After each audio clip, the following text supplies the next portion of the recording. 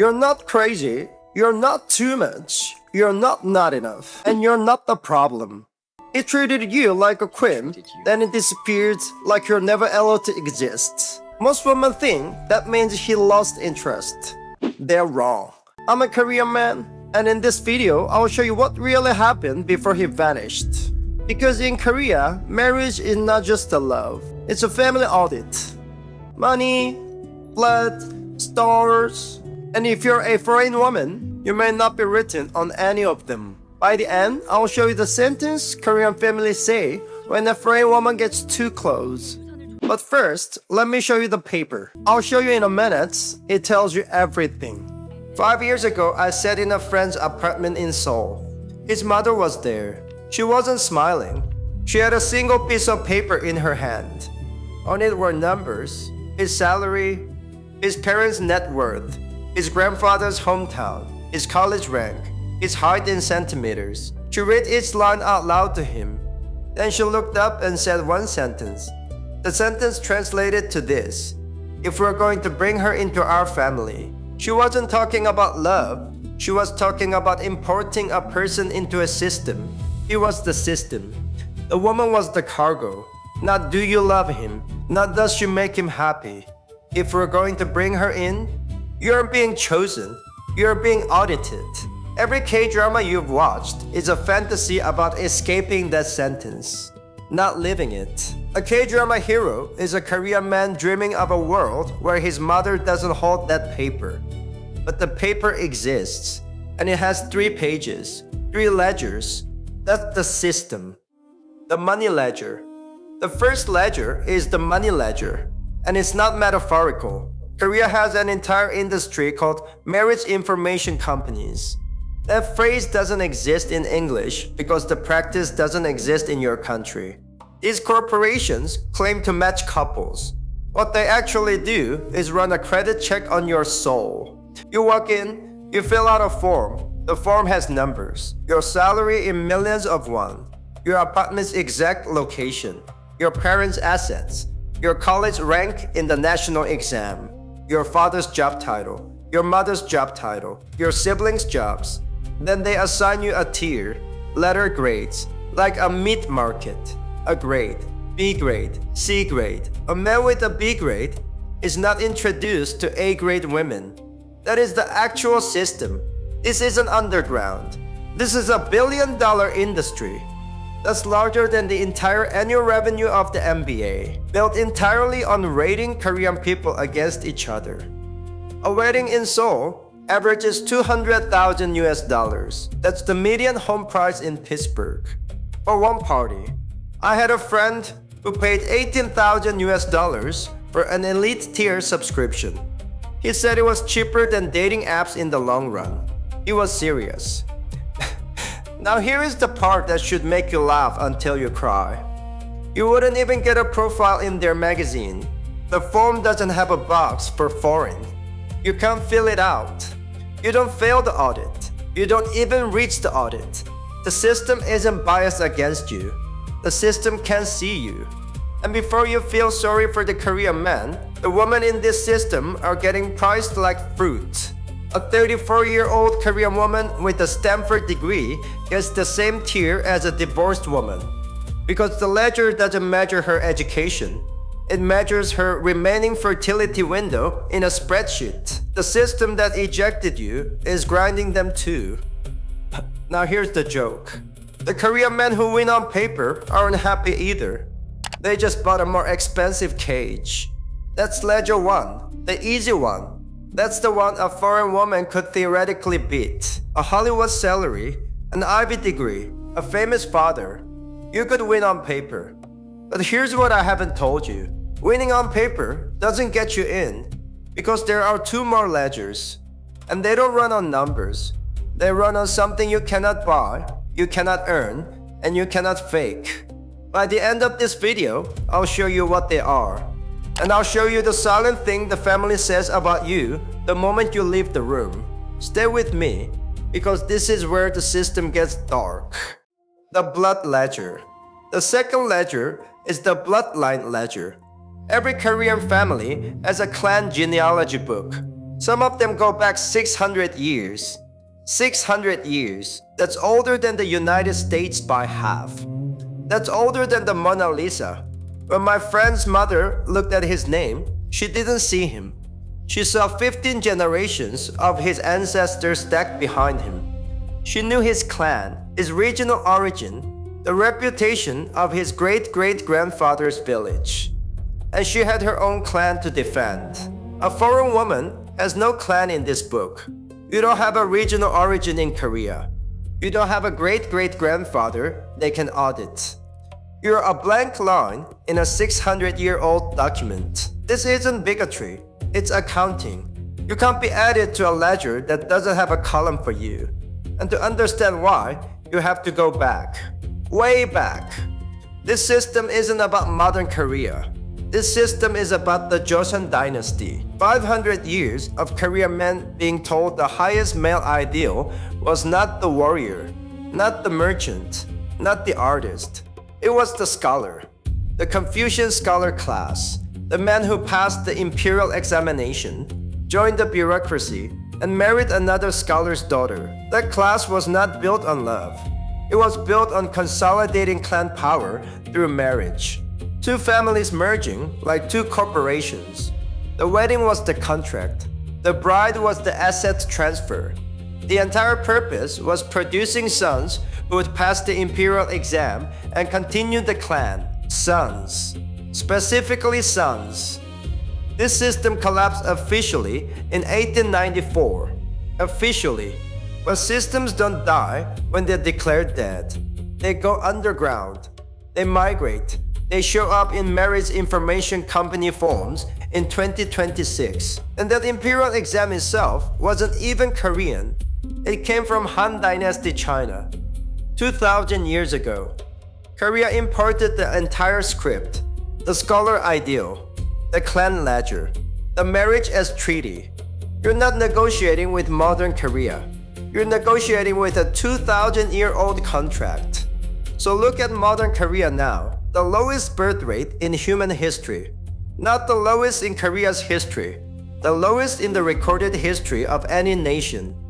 American women average 1.6 children.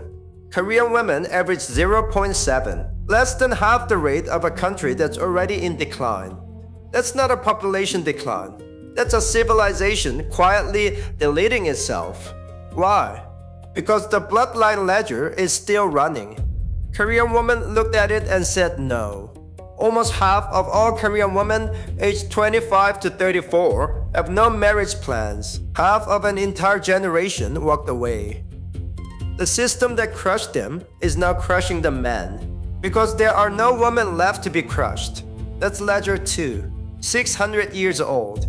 You're not in it, and the women who are in it are leaving. So the men have to go somewhere. Some of them come for you, but not because they chose you. They were ejected from the ledger. They're not running toward you. They're running away from a building that's on fire. The stars ledger. The third ledger is not on paper. It's not in a clan book. It's in the stars. Before any major Korean family approves a marriage, they pay someone to read the 4 pillars. That's a Korean astrological reading. 8 characters representing your year, month, day, and hour of birth. A trained reader takes the bride's 8 characters and the groom's 8 characters and runs them against each other. They're looking for elemental compatibility, fortune compatibility, life energy compatibility. They're looking for whether your destiny will sync his. This is 2,000 years old too. Same Han Dynasty origin. Confucian scholars studied it. Royal courts used it. Today, your future mother-in-law uses it. She takes it more seriously than your medical history. I sat with a friend whose mother went to a fortune reader before approving the engagement. The reader looked at the woman's birth chart and said her destiny would weaken his career. The engagement ended. That was 30 years ago.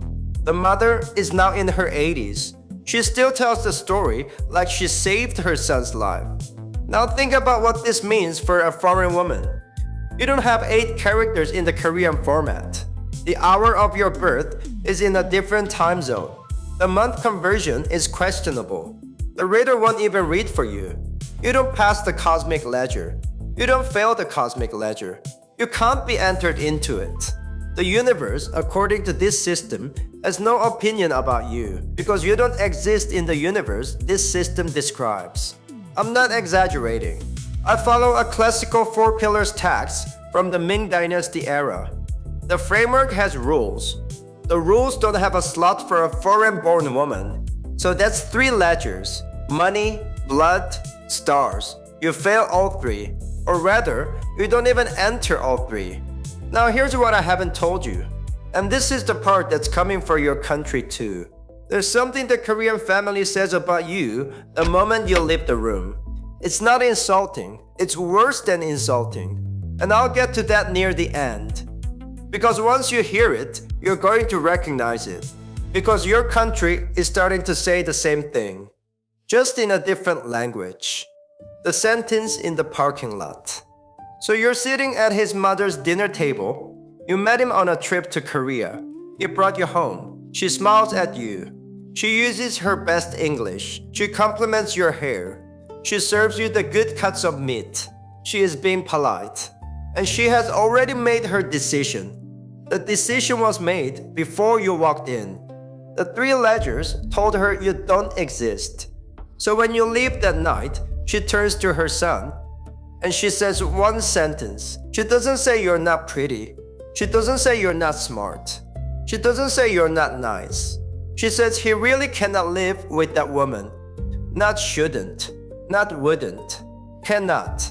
It's a statement of physics, like saying water cannot flow uphill. The mother isn't insulting you. She's diagnosing impossibility because in her ledgers, you literally cannot be a wife. The category does not exist. And here is where I have to stop and tell you something. I know that sentence. I heard a version of it about my own life. Not from my mother, from me. Years ago in Sydney, I caught myself looking at a woman across the table. She was funny. She was kind. She made me feel like a person, not a product. And I remember the exact moment my brain started running the math. Her parents, her clan, what my family would say, what my grandmother would say, whether the 4 pillars would align. I didn't say any of it out loud. I just got quiet. And then I made an excuse and left. I'm a Korean man.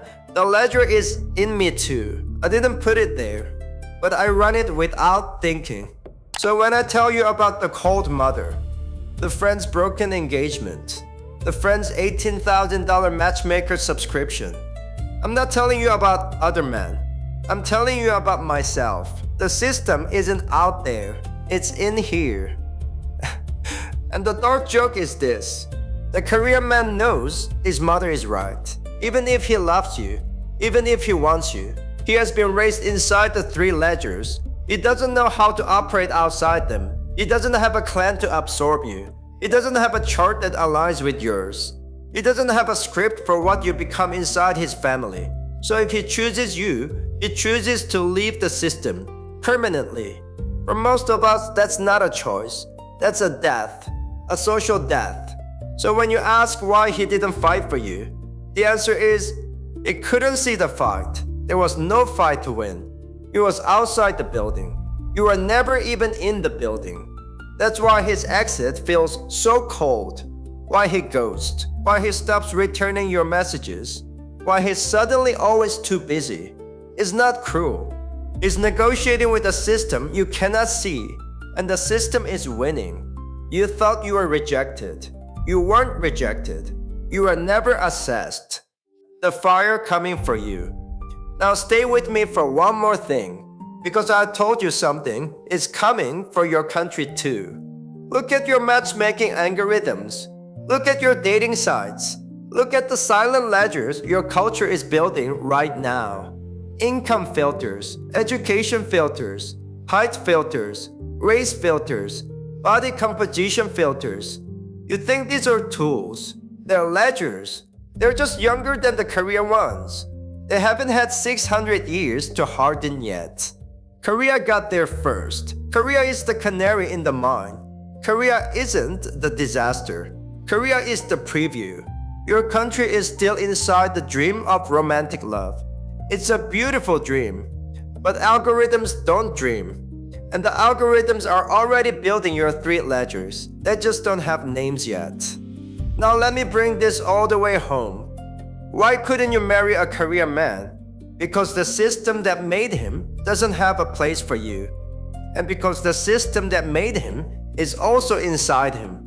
That's the bad news. Here's the good news. Remember the first thing I said tonight. You are not crazy.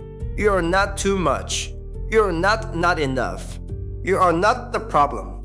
You walked into a building with no door for you. That's not a verdict on you. That's a verdict on the building. If a Korean man ever does come for you, really come for you, leave his family come for you, you will know something most women in his country will never know. You will know that he chose you over 600 years, over 3 ledgers, over a mother holding a piece of paper with numbers on it, over the Confucian scholar class, over the 4 pillars, over a contract signed by ancestors he never met, over the version of himself that runs the math without thinking. That's not a romance. That's an act of sabotage. That's a man burning his own ancestral building down. A K-drama isn't fantasy because of the kiss in the rain. It's fantasy because in the drama, the building doesn't burn. Real life burns the building. Your country's building is just slower. The fire is coming for you too, just in a different language. So the real question isn't whether the Korean system would have accepted you. The real question is whether you've already accepted a system without naming it. If you've ever quietly closed a profile because his job didn't sound right, if you've ever felt your stomach drop when a man said he didn't go to college, if you've ever filtered out a man for being shorter than you wanted, you have a ledger. You just call it preferences.